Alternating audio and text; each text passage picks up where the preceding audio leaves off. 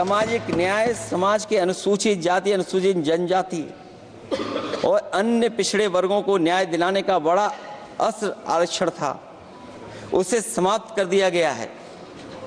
Outsourcing और contract basis पर थोड़ी बहुत नौकरियां जो दी जा रही हैं, उनमें दलितों और पिछड़ों का कोई आरक्षण नहीं है। शिक्षण संस्थाओं और विश्वविद्यालय में प्रोफेसर्स और वाइस चांसलर के चयन के समय इनके आगे लिख दिया जाता है, एक नया शब्द का इजाद हुआ, NFS, नॉट फाउंड सुटेबल। सरकारी उपक्रम बेच दिए, प्राइवेट उपक्रमों में कोई आरक्षण नहीं है। अध्यक्ष महोदय, शिक्षा मंत्री जी सूची जारी करें, और अगर ये बात कहीं भी गलत है तो शिक्षा मंत्री जी सूची जारी कर दें। देश के सभी केंद्रीय विश्वविद्यालयों के वाइस चांसलर की ओर प्रोफेसर की एक, मैं तो कहूंगा अध्यक्ष महोदय कि शिक्षा मंत्री जी अगर ये सूची जारी कर दें कि जितनी भी सेंट्रल यूनिवर्सिटीज हैं और उनके माध्यम से जितने भी प्रोफेसर्स का अपॉइंटमेंट हुआ है, सब बात साफ हो जाएगी। आप केवल देश के 10% लोगों को ही ख्याल रख रहे हैं, बाकी 90% लोगों का आप ख्याल नहीं रख पा रहे। और जाति जनगणना कभी जाति में भेदभाव नहीं बढ़ाएगा अध्यक्ष महोदय। जाति जनगणना जातियों के बीच दूरियां कम करेगा और तमाम हमारे ऐसे समाज के लोग जिनको न्याय नहीं मिला, जिनको अधिकार नहीं मिला है, अध्यक्ष महोदय कम से कम जाति जनगणना के बाद उन्हें अधिकार और सम्मान दिलाने का काम भी हो सकेगा। इसलिए हम इसके पक्ष में हैं। आर्थिक न्याय के बगैर न सामाजिक न्याय मिल सकता है और न राजनीतिक न्याय मिल सकता है। गरीबी का नाजायज लाभ उठाकर धन्ना सेठों की सरकार चुनाव में पैसा बांटकर राजनीतिक न्याय का भी अपहरण कर लेती है। कर्ज में डूबी बड़ी आबादी महाजन के दबाव में अपनी इच्छा के खिलाफ वोट देने को विवश हो जाती है। चुनाव में सत्ताधारी दलों द्वारा पैसे की भरमार के चलते कोई सामान्य कार्यकर्ता चुनाव नहीं लड़ पा रहा है। बड़े पैमाने पर धनवान चुनकर आ जाते हैं।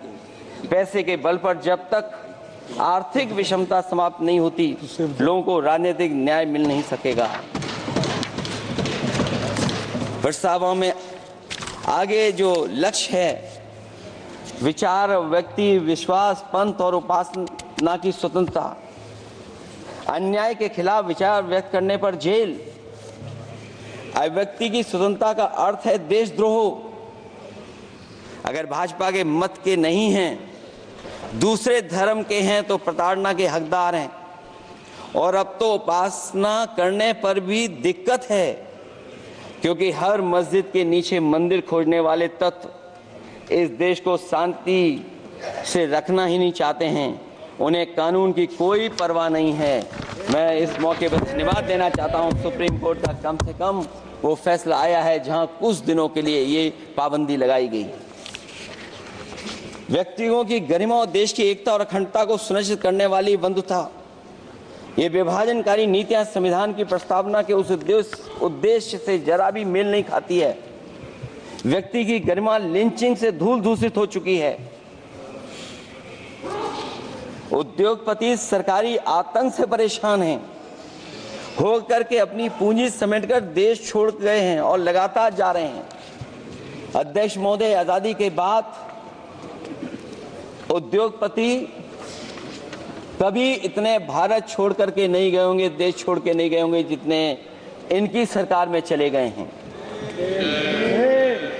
अगर व्यक्ति की गरिमा सुनिश्चित हो तो कोई व्यक्ति क्या अपनी मातृभूमि को छोड़ करके जा सकता है। सरकार इस पर आत्मचिंतन करे। अगर आपसी मतभेद पैदा करके एक दूसरे के प्रति अविश्वास पैदा किया जाएगा तो क्या देश की एकता और अखंडता के लिए एक अशुभ संकेत नहीं होगा।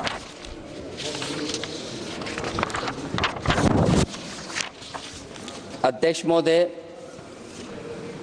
आर्टिकल 14 कानून के समक्ष समानता।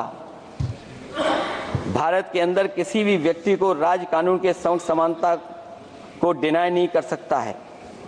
हो क्या रहा है, एक ही कानून कुछ लोगों के लिए अलग है और दूसरों के लिए अलग।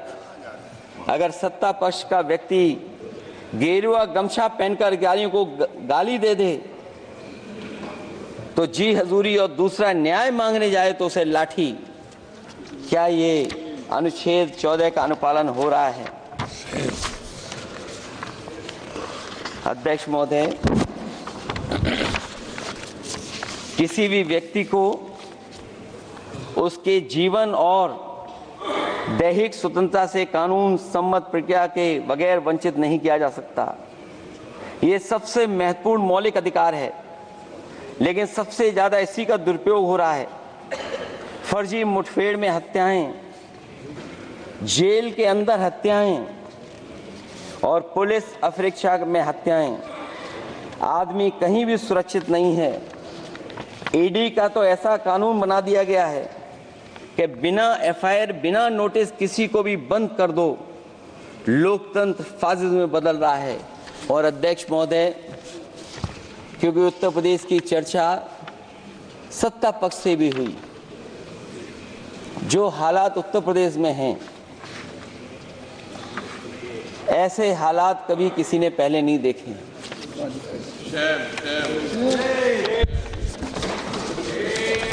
जहां पर कानून की समय समय पर धज्जियां उठ रही हैं। और अध्यक्ष महोदय, केवल एक घटना नहीं मैं कहना चाहता हूं, ऐसी तमाम घटनाएं हैं जिनके बारे में मैं कह सकता हूं। आजादी के बाद अगर हम 75वें वर्ष में इस बात पर चर्चा करें संविधान पर, और आए दिन लोगों को न्याय मांगने के लिए आत्मदाह करना पड़े, तहसील हो वहां पे आत्मदाह, जिलाधिकारी हो वहां पे आत्मदाह, न्याय मांगने के लिए अगर मुख्यमंत्री आवास में जाना पड़े वहां पे आत्मदाह। सोचिए हम किस दिशा में जा रहे हैं। और अध्यक्ष महोदय, किसने नहीं देखा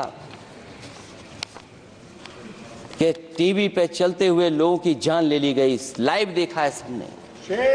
ये कहां का न्याय है? न केवल वो, बल्कि पता नहीं अध्यक्ष महोदय, हमारा प्रदेश कस्टोडियल डेथ में सबसे आगे जा रहा है, महिलाओं के उत्पीड़न में सबसे आगे जा रहा है। ये मैं नहीं कह रहा हूं, अध्यक्ष महोदय, ये सरकार के आंकड़े बता रहे हैं। और न केवल इन चीजों में आगे जा रहा है, बल्कि आजकल जो नए जमाने का डिजिटल इंडिया है, अगर साइबर अपराधों में सबसे आगे कोई प्रदेश दिखाई दे रहा है तो वो उत्तर प्रदेश दिखाई दे रहा है। ये अलग बात है अध्यक्ष महोदय कि कभी कभी जो डबल इंजन की सरकार चलने वाले जो दावा करते थे, पहले इंजन टकराते थे, अब तो डब्बे भी टकराने लगे हैं।